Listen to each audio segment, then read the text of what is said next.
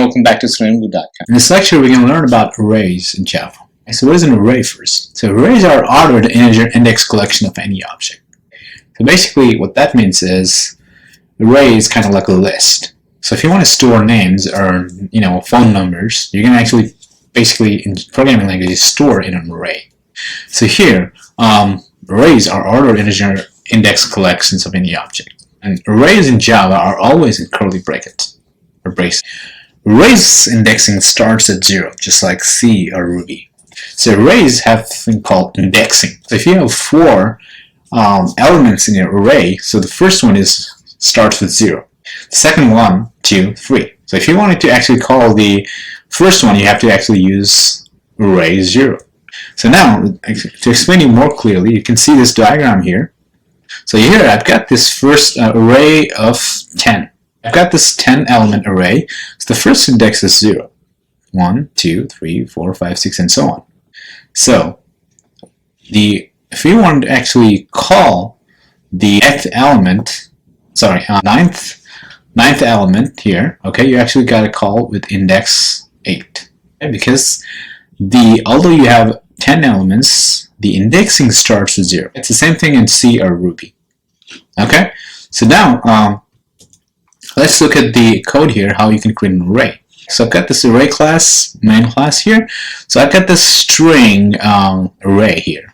So how do you do that? Well, you first type string and you have this square bracket in here, which basically means that you're creating an array. That's how you do it.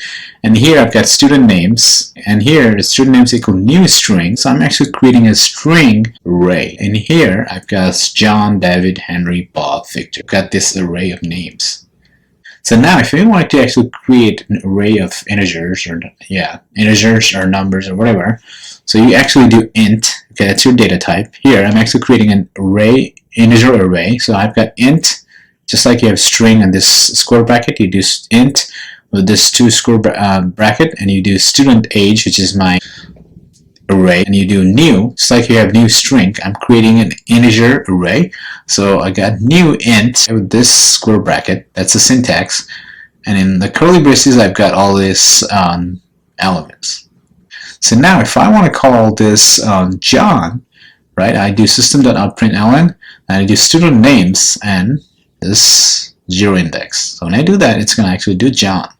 Same thing, string.println, student names 2, so it's going to say 0, 1, 2, it's going to do Henry. Now if I do student names 4, I'm going to go 0, 1, 2, 3, 4. It's going to say Victor. Now look at the student age integer array. So now if I do student age 1, it's going to say 25. And student age 4, so 0, 1, 2, 3, 4, 33. Right? So if I print this line here, it's going to say John, Henry, Victor, 25, and 33, just like we did. And here, and I'm actually going to create an array class. So I'm going to say array instead, array. And here, I'm actually going to do public static void main string args. So in here, I'm actually going to do minimize this. So here, I'm actually going to do string and student names. Okay, you can do in the same line. Here, I've created declared the array string array, and I've actually declared this string array. Then I created the array. Then I put elements in that array. Okay, instead of creating a 2-line, you can do it in 1 line as well. So I'm going to do new string, and in here I'm actually going to do John. I'm going to say David, Henry, David, Henry, Bob, and Victor. As you can see here, I've got this string array. How do I know it's string array? Because when I declared it, right, I forgot to put semicolon in here. So when I actually declared it, right, I created string, and I've got this 2 square bracket, right, which means that I'm creating a string array, and in here I'm doing new string.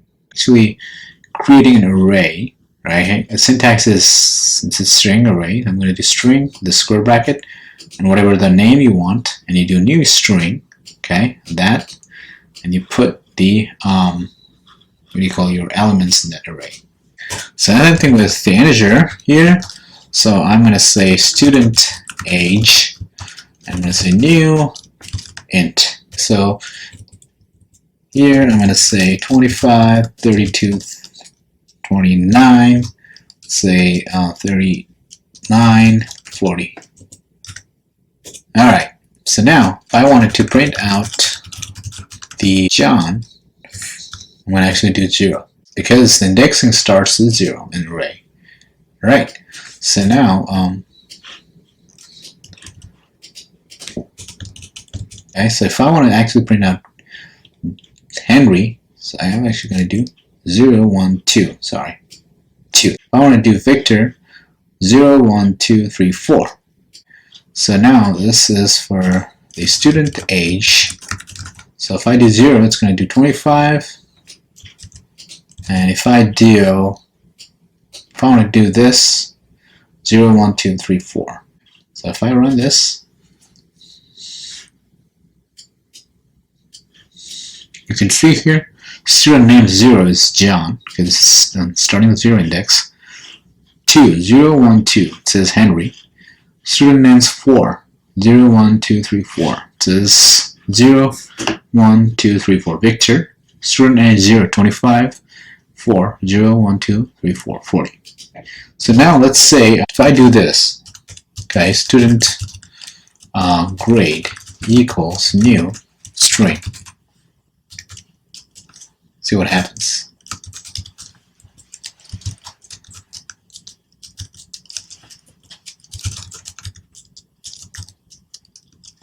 Oops, there's no 4.25, it's going to be 3.25, so 3.0, 3, 1, and so on. See? So when I do that, it says that incompatible types required int found Java lambda string. So basically, you cannot create an object from this using this integer class. Okay, we're going to talk about that later. You cannot actually create an integer array instantiating the string. So here you actually declare, I want the integer array. Okay, but then here you're actually creating an object from the string class. It's not possible. So you can do int that. And here, when I do int, it's going to throw an error because this is string. This is not possible. So anyway, I'm just trying to show you that when you declare that you want an integer array, you actually have to use whatever data type you used here. I've got int, new int, you got string here, new string. So if I want to create a grade here, I'm actually going to do double, and I'm going to do student grade equal new double. And in here, I can do 4.0, 3.25, and 3.0, 2.9, 3.5, and so on. So now if I do system.out.println student grade 3, so 0, 1, 2, 3. It's going to say 2.9, 0, 1, 2, 3, 2.9. Alright, so the other way you can actually create an array, let's say create an array called student subjects. Okay, so here I could do that. So I'm going to say new string, and I can also declare how many I want. Let's say I want 5 elements. So I created a student subjects string array. So now I can do length here. So 0 equals, I'm going to say computer science. I'm going to say student subjects 1 it's a sociology. I'm going to copy this to save some time. And 2, 3, let's say history. And let's say the fourth one is biology. And the fifth element here, so it starts with 4. I'm going to say English. So fifth index is actually physics.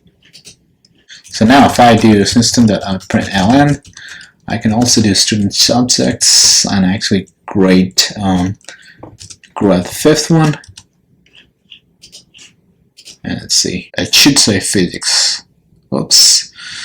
Okay, so here when I do that, it's saying that array index out of bounds exception. Okay, that's a very good one. So here what I'm saying is I need only fifth element. But however, I've got 1, 2, 3, 4, 5, 6. So when I try to run it, it's saying that I already declared this string variable student subjects to be only 5 elements. This student subjects I declared an array to only have 5. But I'm adding here this 6th element using 5th index. So now I'm actually going to do 4, and it should work. See here, it says English. So instead of like having like this, right, declared variables, you can create array, string array, or any array, like, and put how many elements you want, right? So new, int, or whatever. Just declare the number of elements here, and you can add that later as well. So that's it for this array class. Okay, I hope you guys understood how you can create an array in Java. It's a little syntax heavy compared to other programming languages, right? So just be familiar with the syntax, how you can actually create an array in Java, and just try to play around with it. The other thing we learned about is the array index starts at 0, and you can grab the get the element from the array using the array and in the square bracket whatever the index you want, right? 0, 1, 2, 3, 4, and so on. So we also learned about the other way of creating a string array, where you actually declare the elements inside the array, and you can add that array's elements later on, like this. Alright, so that's it for this lecture. I'll see you guys in our next lecture.